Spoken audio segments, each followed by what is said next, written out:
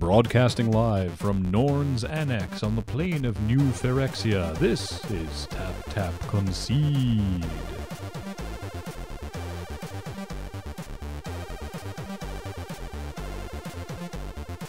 Hello everyone, welcome to another Tap Tap Concede. I'm Graham. I'm James.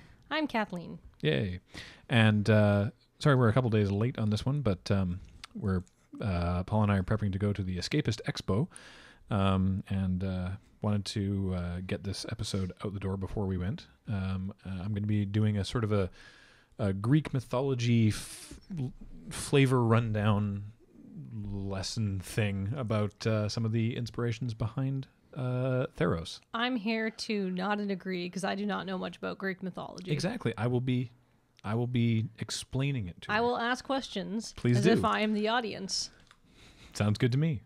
But first, we're going to crack an old pack of some random expansion. What are we looking at today, James? We're going to look at Exodus. Exodus. The right? Wrath cycle. Ooh. It's expert level. Magic Right, the Gathering. That was when they flagged things as like beginner, and Which I've never seen an advanced thing. I've never seen advanced. I've seen Portal, which was beginner, and expert. Yeah, well, which there's was the starter. expansions. Yeah, well, there's starter, advanced, and expert, and I've never seen advanced. I assume starter was the core sets back then. I guess. I have no idea. Anyways, let's open this pack. Exodus, lay it on us.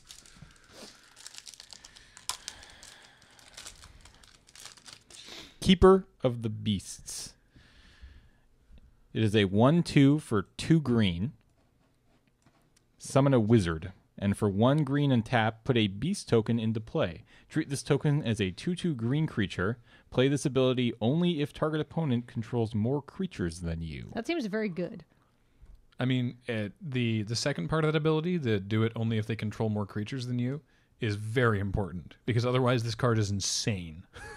It's Yeah. still pretty damn good, though. Yeah, but just like a 1/2 for 2 that then you just make a bear every turn would be super busted if it didn't Yeah. have that clause there.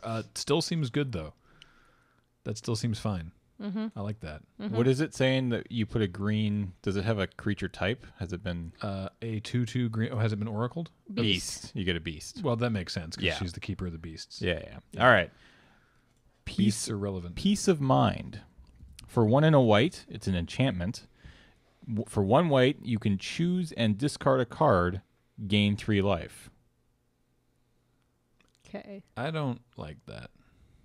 I mean, I guess if you have to chuck your cards, at least it's cheap on its own. I like the old wording. Choose and discard a card. As opposed to just Not just discard a card. which is what it is now. I don't like that very much. Mind maggots. Ew. Gross. What? Mind maggots. For 3 and a black, you get a 2/2. You summon insects. No, I no, love no, the, no, yeah, no, I was no, just no. gonna- the- Oh, it's coming out of It's the coming ear. to the ear, yeah. Jeez. When Mind Maggots comes into play, choose and discard any number of creature cards. For each card discarded this way, put 2+1/+1 counters on Mind Maggots. I mean, wait, is this a Graveyard Matter set where you could pull things back out of the bin? I think so. Because otherwise, why would I want to pitch my creature cards? Well, because it's a 2/2 for 4, but if you pitch one creature, it's a 4/4 for 4, which is actually pretty. It's actually pretty okay in black. Yeah.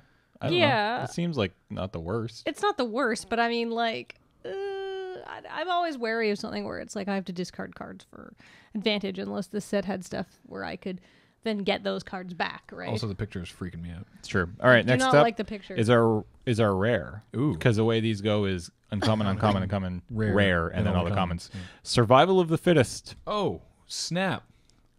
For 1 and a green, you have an enchantment, and that enchantment says, for 1 green, choose and discard a creature card. Search your library for a creature card, reveal that card to all players, and put it into your hand. Shuffle your library afterwards. Oh, that's This so card good. is super, super good. And is it worth money? I believe this to be worth a non-zero amount of dollars also. Yeah, I don't actually know. I'm going to go check real quick. We're going to go check really quick. But also just a good card. Yeah. Like, That's one. A tutor for... So you can turn a bad creature into a good creature. They had a creature in Zendikar block that did this. What was her face? Fauna Shaman. Yeah. Yep. And she was a sought-after card because you could discard a creature card and then go looking for a different creature card with the Fauna Shaman ability. And this is a standing enchantment that does that. This seems extremely playable. What block? I know that it's from the Wrath cycle, but what block is it actually from? I don't know. I forget these things. Because there's no Exodus. Like, Hold on. there's nothing in here that makes me think Exodus. There's like the little 3-letter like expansion code. Yeah. You'd think it'd be like EXO or like EXO or like EDS or something or EXS, but there is not a thing for that. What about in excess? Survival of the Fittest looks like it's actually worth like $23. Yep. That's pretty Oh. sweet. Ooh. We got a good card. That's exciting. All right, moving on. School of Piranha. For 1 and a blue, you get a 3/3. So obviously there's something wrong with it, and you would be right because during your upkeep you pay 1 and a blue, or you sacrifice it. Huh. Is that every upkeep? Boo. Yep. Is it cumulative? Oh, you all right? Yes. So, I mean, he's not very good. I mean, they're not very good because there's a lot of them there. Many piranha. Yeah, he's kind of meh. Yeah. I guess the flavor of that is piranhas are very self-destructive. Sure. Like, they will eat you and your opponents. Oh, Exodus is EXO. It's just not showing up on the site I was looking at. Okay. Next is a red enchantment for 1, Ooh. Onslaught. Whenever you successfully cast a creature spell, tap target creature. It's kind of interesting. I like that. Um, Whenever you successfully, except it is actually now just whenever you cast. Yeah, Meaning there's nothing successful about it. They can counter the spell. You have cast it. yeah. Right. So even if the spell doesn't have to resolve, which is an interesting word. So this card is now saying if you're capable of tapping your mana and playing a card, you get to you tap can tap a something. guy. That's very That exciting. seems pretty okay. I kind of like that. All right, next up is a plated Root Walla. For 4 and a green, you get a 3/3. But for 2 and a green, plated Root Walla gets +3/+3 until end of turn. You may only do this once per turn. This is very similar to the root walla that was in DGM. Mm-hmm. Basking. Or in M14. M14. Basking Root Walla. Basking Root Walla is better. It was just Root Walla, though. Yeah. Oh, yeah, that's true. I like that they've done like plated Root Walla, they've done basking Root Walla. I don't think they've done any more than that, but then the one in M14 is just Root Walla. What's the difference between Root Walla and what does the Basking do? Basking Root Walla is a single green. And for you get a a 1/1. 1/1, yeah. But it gets the same +2/+2 and it has ability, yeah, but it also has madness. That's right. For 0. Yeah. But so it's a 1/1 for 1 with the same ability as the Root Walla from M14. M14, yeah. Combos real well with those mind maggots. Ooh, there you go. Not that it's in the same set, but hey. Next up, Mage Ilv. For 2 and a Or Ilvec. oh yeah, looked like 2 E's. For 2 and a red, you get a 2/2, and you may tap it to discard a card at random. Ugh. It deals 1 damage to target creature or player. No, No, that is not enough damage for losing a card. there are cards that just do that, and you can just tap and not That do should anything. go in my terrible red discard commander deck. It's super bad. All right, next up, Shield Mate. For 1 white, you get a 1/1. And if you sacrifice it, target creature gets +0/+4 until end of turn. He Ugh. dives in front with the shield. Yeah, I like got that. ya. I like that. Flavor. I mean, it's terrible, but That'll come up. We'll be talking a lot about flavor today. all right. Cunning. For 1 and a blue, it's an enchant creature. Enchant creature gets +3/+3. If enchanted creature attacks or blocks, sacrifice Cunning at the end of turn. At the end of the turn. Okay. Yeah. All right. So it's a weird. This is giant pretty bad, growth. but this does have to go in my Kev Walker commander deck because the illustration is by Kev Walker. That's true. Yeah. Still not amazing. Next up is an instant black for 1. All creatures you control get +1/+0. Oh, I didn't say the word. Sorry. Scare tactics. I apologize. That's okay. +1/+0 That's until the uniquely end terrible, of turn. that last card. It's a giant growth you see coming because it's there sitting And on costs the 2 mana, and then it goes away forever. Yeah. board. So Oh wow. Oh, instant. Really in Yeah. black. yeah, Interesting. such a weird black card. That's like a black weenie combat trick. Yeah. Interesting. I like this card.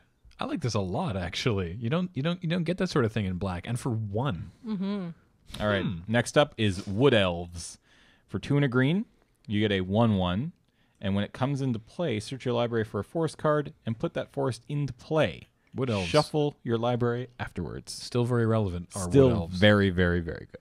It doesn't come into play tapped. It just comes into play. That's pretty sweet. It's good stuff. I've seen those in lots of elf Highlander decks. Ooh. Next up is one of my all-time favorite one-drop bears. Ooh. Carnophage. Oh, Carnophage. Sweet. For 1 black, you get a 2/2. However, during your upkeep, pay 1 life or tap Carnophage. Worth it. Yeah. Oh, yeah. Absolutely worth it. This card's sweet. I like this card a lot. I like the art on this card, too. I don't know if there's... No, this is the only Yeah, that's art. the only time. Yeah. That's the noise it makes. Next up, Soltari Visionary. 1 white gets you a 2/2 with Shadow. And if Soltari Visionary damages any player, destroy target enchantment that player controls. Ooh, that's really good. Oh my god, that's excellent. Because Shadow... Now, this is interesting. Shadow creatures... like if you have like something with flying, right? A creature with flying, he can only be blocked by creatures with flying or reach, but it can block whatever, right? Shadow creatures exist in their own realm. A shadow creature can only interact with another creature with shadow. It can only be blocked by shadow creatures and can only block shadow creatures. Yeah. They're out of phase with everybody else. So they are fantastic. So this guy has major evasion, and then you just, you get to beat in for 2, and then this is assuming they don't have a shadow creature, but then you also just randomly get to destroy an I mean, there would enchantment. have been shadow creatures in Exodus block, but Well, of course, there's this one, but obviously there's other ones. but I love shadow creatures in any kind of commander deck or anything like that because they basically have unblockable. No one has commander. Next up, another Shadow creature. Sweet. Thalicos Scout. For 2 and a blue, you get a 2/1 with Shadow. And if you discard a card, you can return it to its owner's hand. Interesting.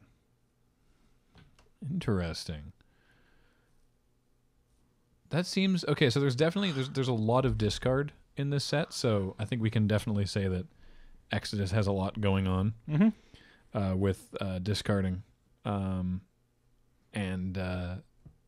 that could not necessarily be a downside. That could be neat. Now don't forget the root wall that we saw was not actually an Exodus. So Madness is not an Exodus mechanic. No, But yeah, that seems fine. It's a 2/1 with Shadow, so he's like a more expensive Welkin turn, I guess. I I don't know. I mean, you just slam survival because it's worth $20, but yeah. say survival of the fittest isn't there because somebody before you was taking it. I think I'm gonna like if I had my druthers, I would probably take the Carnophage. Yeah, I think I might take 2/2 for 1. I might take that or Keeper of the Beasts or Wood Elves is also yeah, really good. I like Wood Elves. yeah. I mean, there's actually a lot of good cards in here. There's a lot of fun stuff in there. Yeah. So that is Exodus. All right. It was a good pack for us. That was a good pack for us. Some very flavorful stuff in there. But Speaking of flavor, dripping with flavor is Theros. Now, I mentioned last time that I wanted to sort of talk a little bit about the Greek mythology that inspired all this, because everyone knows about Greek mythology, because there's so much stuff that's inspired by it, but you don't necessarily know a lot of the specifics. And so I'm going to talk about things that are like cards that you can see are clearly inspired by certain things in IRL. actual Greek mythology. Now, I'm not going to get into everything like satyrs, like there were satyrs or there were hydras in Greek mythology. I'm not going to go into every creature What? type. No, I want excruciating detail. This better be an 8-hour-long podcast, Graham. Oh my goodness. Can I just go now then? No, you are trapped here forever. But there's a lot of really interesting stuff that I want to get into. So I'll try not to spend too long on each card, but real quick, let's start with the 5 gods. Now, I know that they've said that there's more gods Coming. lesser gods coming, but the 5 sort of main gods of the Theros pantheon have very straightforward analogs to Greek mythology, as you would expect. So Heliod, god of the sun, he's obviously Zeus. I mean, that's Zeus was the king of the gods, or at least he considered himself to be, which is very much how Heliod feels, that he considers himself to be the king of the gods, and he has the spear in place of the lightning you bolt. You will serve me, the best god. In place of the lightning bolt, he sort of has his spear. Nylea, goddess of the hunt or god of the hunt, is once again just a straight analog for Diana, or Diana is actually the Roman name, Athena, who again, god of the hunt, used a bow, just basically a straight port in that particular instance. Erebos, hustling. Erebos, god of the dead, definitely Hades, and very similar in characterization as well. That just because he's in charge of the underworld doesn't necessarily make Erebos a bad guy, which I quite like. Like that was always Hades' thing, that he's in charge of the underworld. That's his jam. That's what he does. Someone's got to do it. I don't recall Hades using any specific weapon, but whip makes sense for Erebos, I guess. So Thassa is sort of a sidelong port of Poseidon. Yes, Poseidon, the god of the sea. Similar in characterization as well. Very vengeful, just Unpredictable. Like to scuttle ships for fun. Poseidon, of course, used a trident.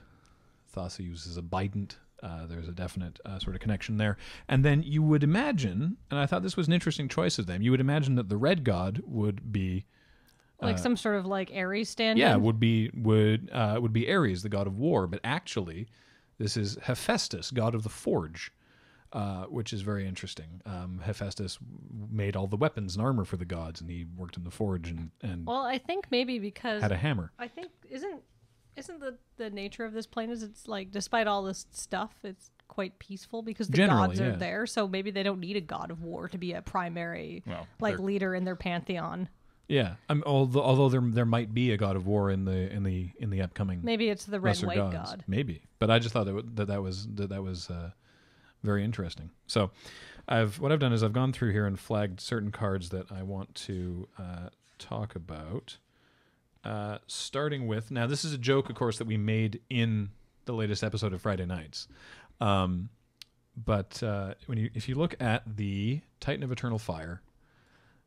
This is, and they've mentioned this on the Wizard site as well, that this is meant to be, or not necessarily this is meant to be Prometheus, but this is directly inspired by Prometheus, who stole fire from the gods and brought it to man, right? And so you see that what his ability is that each human creature you control gets, for 1 red and tap, deals 1 damage to target creature or player. All your humans gain the power of fire, which I think is a great way of doing it. Of course, in this, he's a giant. There's a whole bunch of giants in the set, which aren't direct analogs to any of the giants from Greek mythology. Well, I shouldn't say any of them are, but there's not a lot of myths surrounding the actual Greek giants.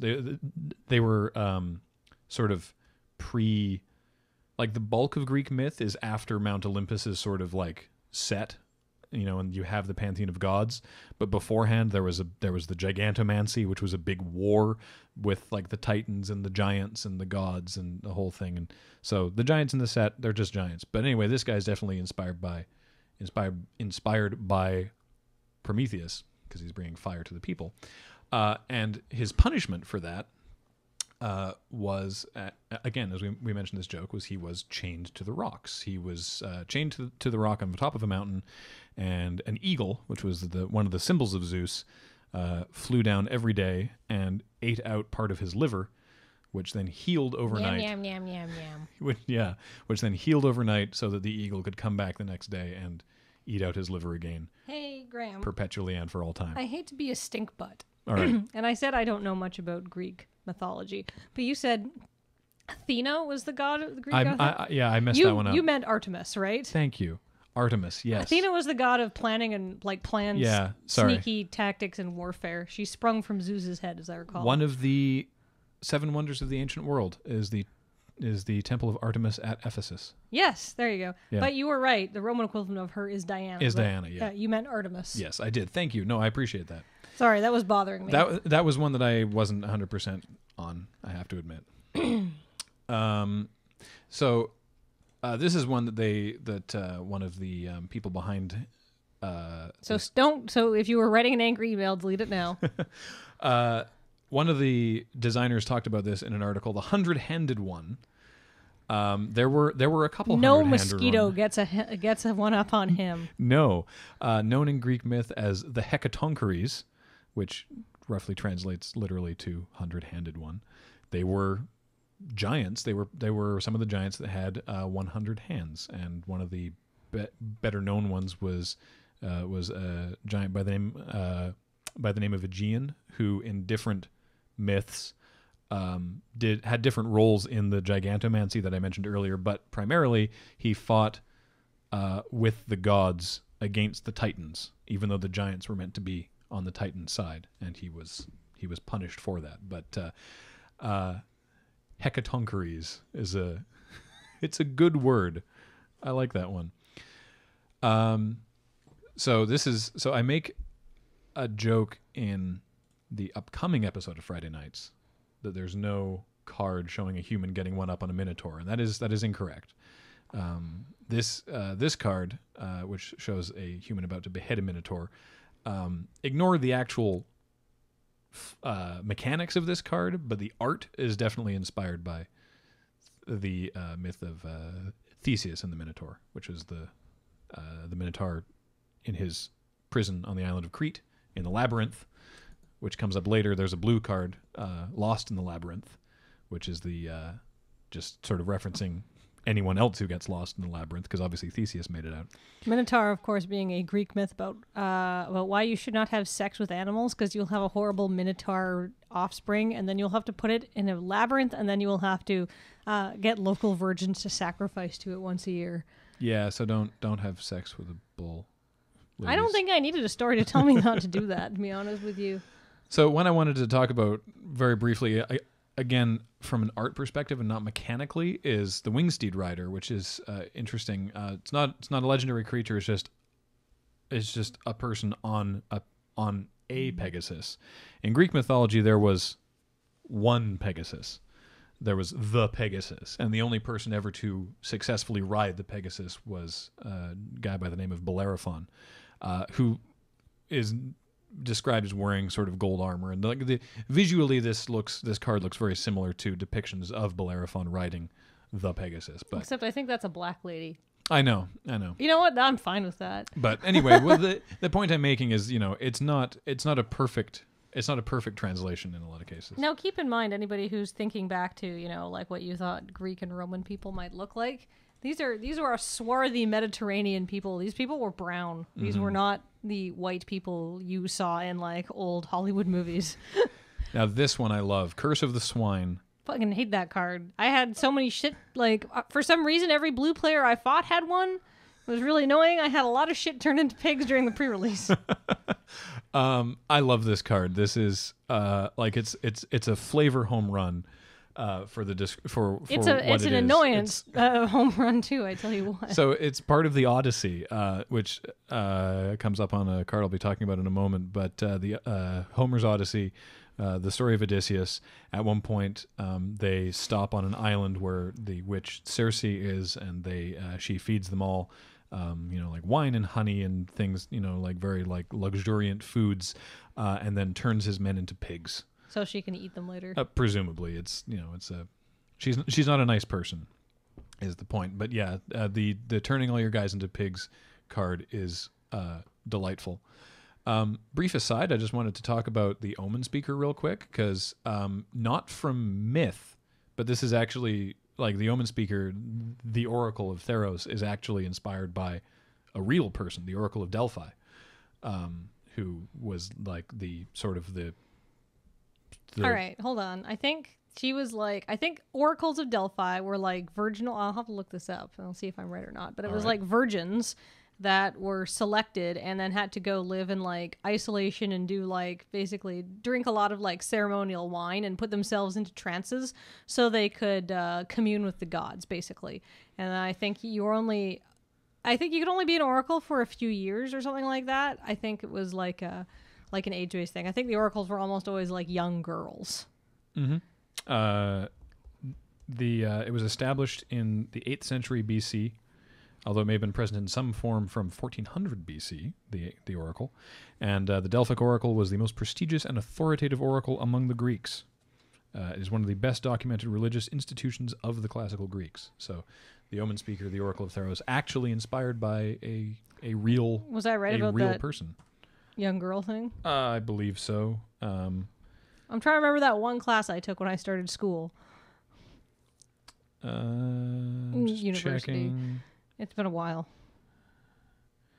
According to myth, the oracle is possessed by the goddesses Themis and Phoebe. Well, yeah. In In real life, I think it was some potent wine and maybe some medicinal herbs. The Pythia, as the Delphic oracle was known, it was selected at the death of her predecessor from amongst a guild of priestesses of the temple. The women were all natives of Delphi and were required to have a sober life and be of good character. Although some were married, Oh. upon assuming their role as the Pythia, the priestess ceased all family responsibilities, marital relations, and individual identity. And the Pythia may have been a woman chosen from an influential family, well educated in geography, politics, history, philosophy, and the arts. All right, I was completely wrong. All right. It's fine. Okay, so speaking of the Odyssey, though, this card, which I really can't wait to cast because it just looks like a fun old time, the Sea God's Revenge. Now, you see in the art that this is a boat being sucked into a whirlpool.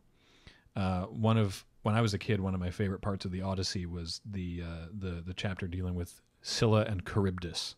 And you used to hear it more often as like a sort of the between a rock and a hard place sort of metaphor, stuck between Scylla and Charybdis. And what they were was Scylla was a horrible, beastly sea monster with like, I mean, descriptions vary, but in the book that I had, she was like a woman with like dogs for legs, and it was very, very strange.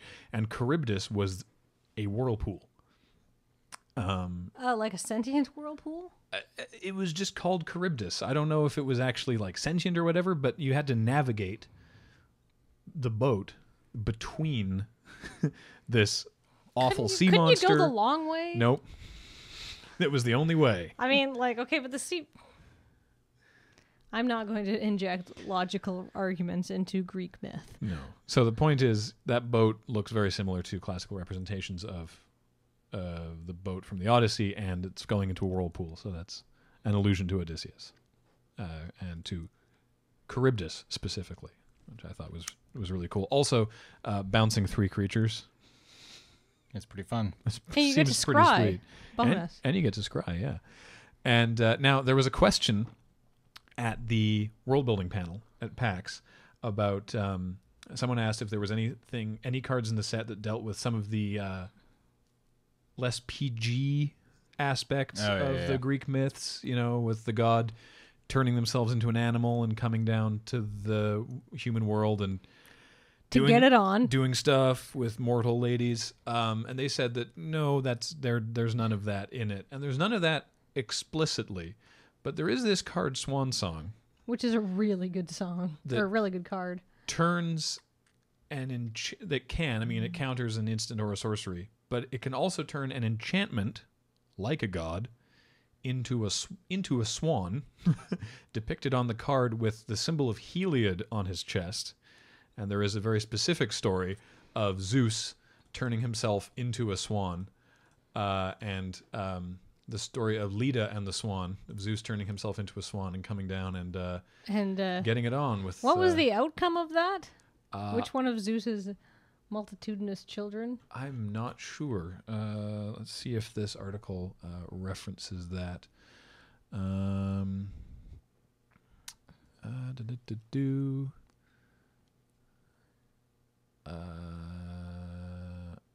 am not sure if there is actually a relevant offspring, but yeah. Anyway, point is Zeus was a terrible horn dog, and Hera got pissed off at him constantly. Yeah, that's fine. I feel that Hera had more than enough justification on several occasions. Yeah. So I said I wouldn't get too into like individual creature types.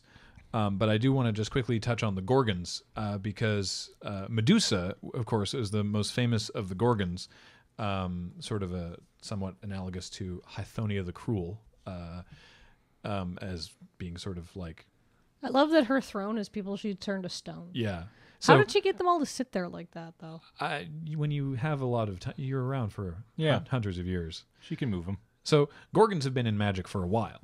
And Medusa was always referred to as Medusa the Gorgon, implying there was more, even though there wasn't really that many stories about other Gorgons. I just think it's neat that magic finally has a home for the Gorgons. Yeah, I imagine that Gorgons are kind of like apex predators, like, you know, like tigers or like bears. There's just not that many in a given area.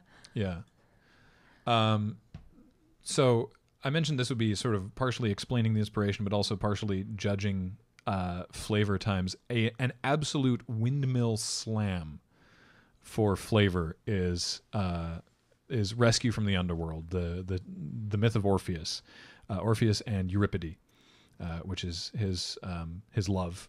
Euripide dies and goes to the underworld, and Orpheus goes to rescue her by playing his lute.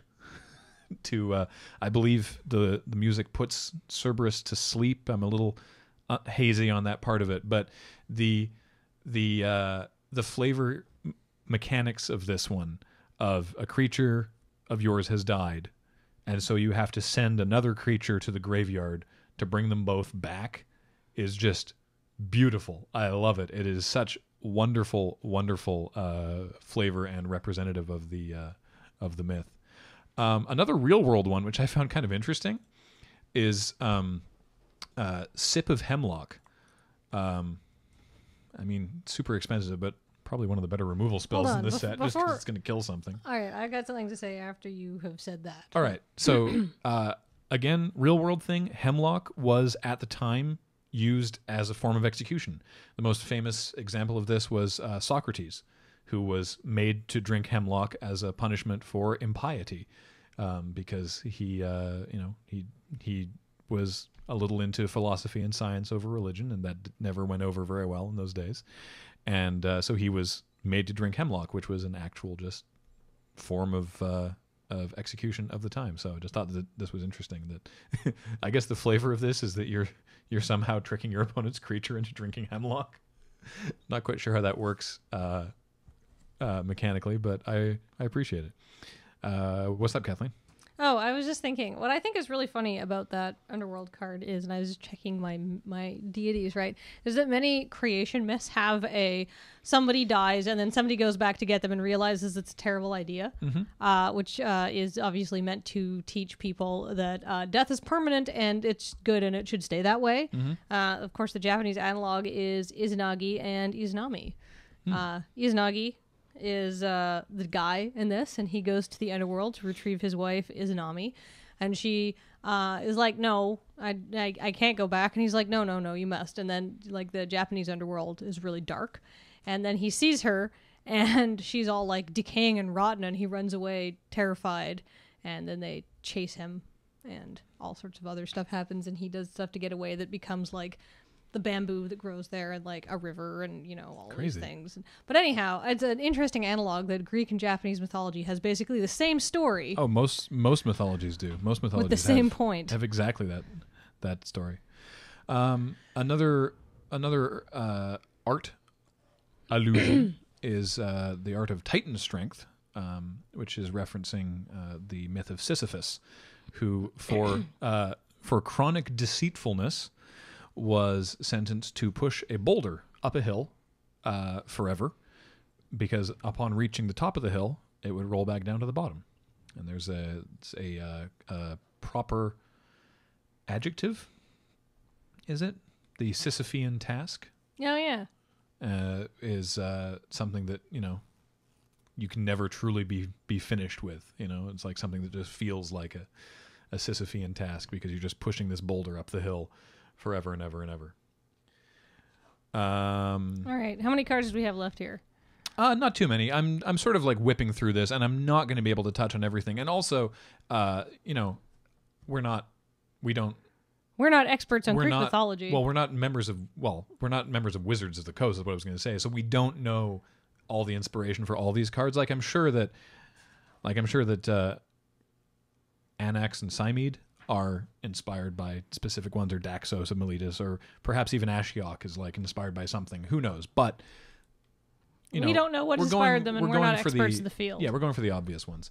The Fleecemane lion Rawr. is inspired by the Nemean lion, Rawr.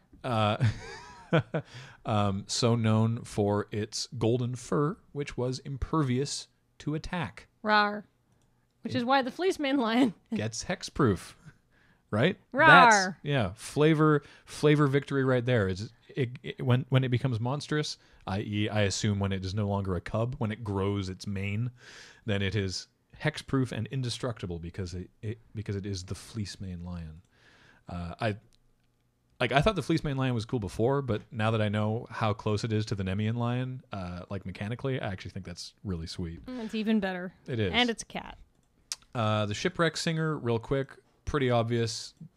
It's a siren. I mean, it calls to ships, and you listen to the siren. It's like, oh, it's a beautiful lady. Let's go check out that lady, and then you get dashed on the rocks. And her abilities, mechanically, once again, a great flavor windmill slam here.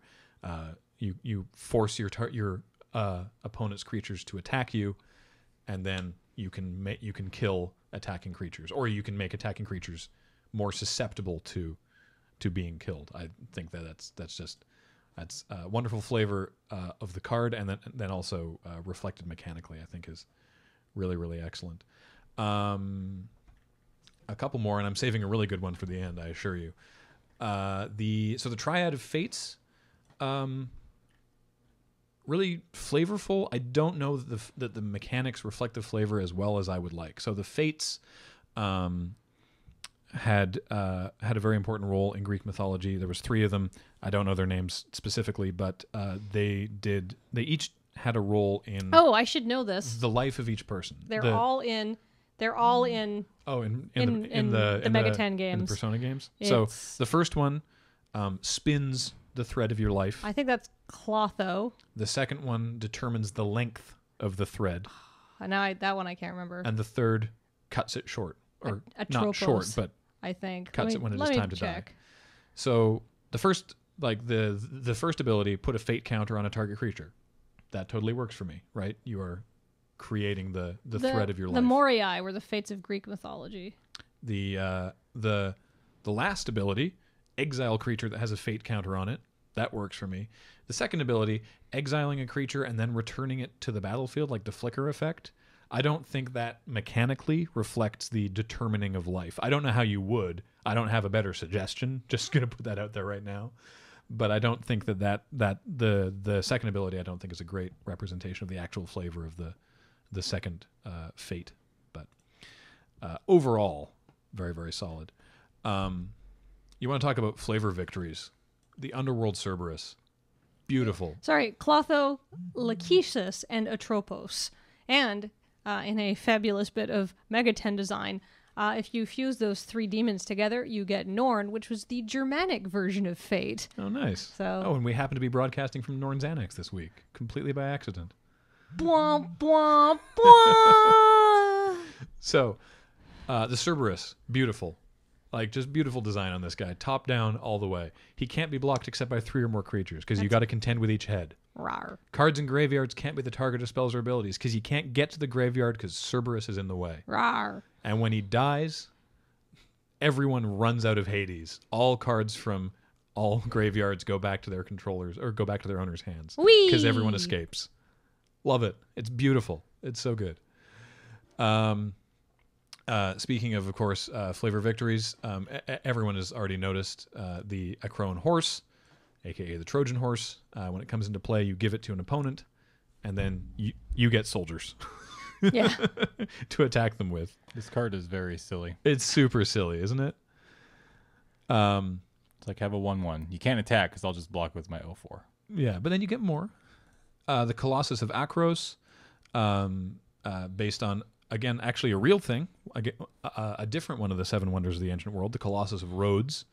Also illustrated on the art for Demolish in this set, a different Colossus, also sort of spread-legged across a harbor entrance. The Colossus of Akros, it's just cool that there's a Colossus. I think this card's hilarious also, by the way, that it's a giant thing and then you bring it to life. It's actually just a statue that comes to life. I'm not going to show them to you, but the fleet feather sandals inspired by sort of the sandals of Hermes with the wings on them. The Pyxis of Pandemonium, obviously inspired by Pandora's box. But I don't know what it's supposed to do. I don't understand what the card is supposed to do. It's the kind that you look at and go, that's for Commander. yeah, exactly. Except I love Commander, and I don't know what the hell this is. Like, this is I'm something. sure- This is something Jer would. I was would just about do. to say, Jared's going to look at this card and figure out some sort of annoying combo. It's going to go right into his knowledge pool deck. where it's going to benefit him and nobody else. So yeah, it's you put things into the box, and then everything explodes out of the box at once. Sure. Yeah, I don't know. What do you make of that thing, James? I have no idea. Yeah, okay. It looks weird. My real question is, how does Thought Seeds fit into all this? As a reprint, I think. Yeah. Yeah. Witch's Eye, interesting. This is another very, very specific thing from one of the myths. The three witches, or the gray witches, or the gray ladies. They were sort of knowledgeable oracles and soothsayers and terrifying. That the three, I believe they were sisters. They shared amongst them a single tooth and a single eye, and they traded it around as necessary for whoever needed it. And So they're handing off the eye in this picture. yeah, but they're blind when they don't have it. And Wasn't it Hercules that killed them by sneaking well, up on them? a lot of Greek myths get attributed to Hercules because Hercules was a very popular character, and so when you're needing, especially when you have a long-running television series, when you need to get more stories, Oh no. you'll sort of overwrite heroes like Perseus or Theseus with someone like Hercules. So it was actually Perseus who, as they were changing the eye, he grabbed the eye and then basically held it ransom for the location of Medusa and how to kill her, and like the three items that he would need to actually kill Medusa. So that's what the witch's eye is. Did he give their eye back? No, then he killed Yes, them, didn't he? I believe he actually gave the eye back.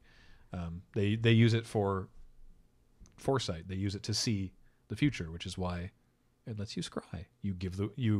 And it's equipment. You give the witch's eye to one of your creatures, and they can see a little ways into the future. The price of prophecy is a vacant eye socket. Exactly. Oh, flavor. And the last one I want to talk about today, because I was surprised. I did not think that this card Was flavorful? was based on Greek myth. Ooh. Can you guess what card from the set was based on a Greek myth that I wasn't actually aware of? I have No? no idea. All right. There's too many cards. Xenagos? No. I was surprised to hear that the Vulpine Goliath, The big fox. the giant fox, is actually, it is named too. It is the Alopikos tuemesios, pardon me. That's ALOPEKOS Yep.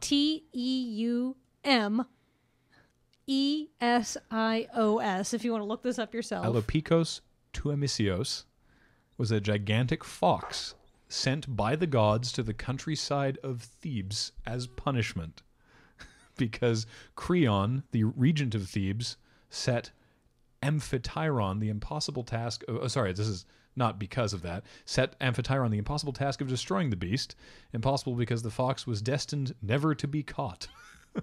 And of course, as according to this myth that we are looking, he outsmarted it by setting the magical dog Liops to catch it, an animal which was always destined to catch its quarry. So clearly it got caught in some sort of logic programming Yeah, loop. what happened then? Oh, God. Zeus, faced with a contradiction in fate, an uncatchable fox being pursued by an unavoidable dog, he just went, nope, that's going to crash the world, and turn them both to stone. And they are represented in the constellations Canis Major and Canis Minor, or Lepus the Fox. So Vulpine Goliath. Oh, and then their little Actually fight plays out from- for eternity in the stars. Yeah, which, by the way, Aw. which makes sense that this would be from Greek myth, because otherwise, Why? Why would you think to make a giant fox? True. Aside from foxes are very cool, like culturally right now. I guess, but this It's was really this was cute. done years ago. Like I was listening to the Limited Resources podcast, Common and Uncommon Review, and Marshall was like, "Is there some sort of Greek myth about a giant fox?" And I was listening to it, and I was like, "No, it's just weird. I don't know what the hell they were thinking." And it turns out, no, it absolutely was. We can look forward to the dog being in the next set, I hope. Oh, The witch? The The dog. dog. Oh yeah. Obviously, there needs to be something to chase the dog, Yeah, or or to the chase the fox. fox. That'd be perfect. So I mean, that was a like a blistering pace through some of the cards, but I hope that you enjoyed the sort of look into some of the inspiration behind the cards, and that you'll maybe check out some Greek myths, because I think Greek myths are super cool. and if nothing else, perhaps it's given you some good arsenal for trivia night or something. Yeah. Yeah. So I guess you could say I'm a fan of Theros, and I'm very excited for the next two sets, because boy, are there more. This is Graham's jam. There's a lot more stuff. I want to see Arachnia. I want to see the spider lady. Yep. Blech. She better have reach. I just want to see something with a creature type human spider. Is that too Ew. much to ask? Well, I don't know. Yes, it probably is. But the point being, how dope would that be? Human spider? Yuck. Yeah. Anyway. Those are two very good subtypes, though. Extremely relevant. Yeah. Well, spider's not super relevant, but still, human spider. Anyway. So yeah, thank you guys for joining us for this look at the flavor of Theros. Let me know what you think in the comments, and we will talk to you next time when we will be talking about something else about Theros. Most probably. I don't know what. But Maybe drafting it or something. maybe. Hopefully some of us will have done it by then. James drafted it drafted twice. once. How did it go? Twice now. How did it go? Badly the first time, okay the second time. All right, Is so it- you're still is it learning. Fun to draft? Yeah, Sweet. so far. Yeah, good. All right. I'm looking forward to it hitting Magic. We'll Online. hit Magic Online this weekend, so I'll be streaming this weekend. Oh, awesome. Cool. So watch for that. Thank you, guys. Once again, a reminder for that is twitch.tv/LoadingReadyRun. All right. Thank you for listening, and we will talk to you next time.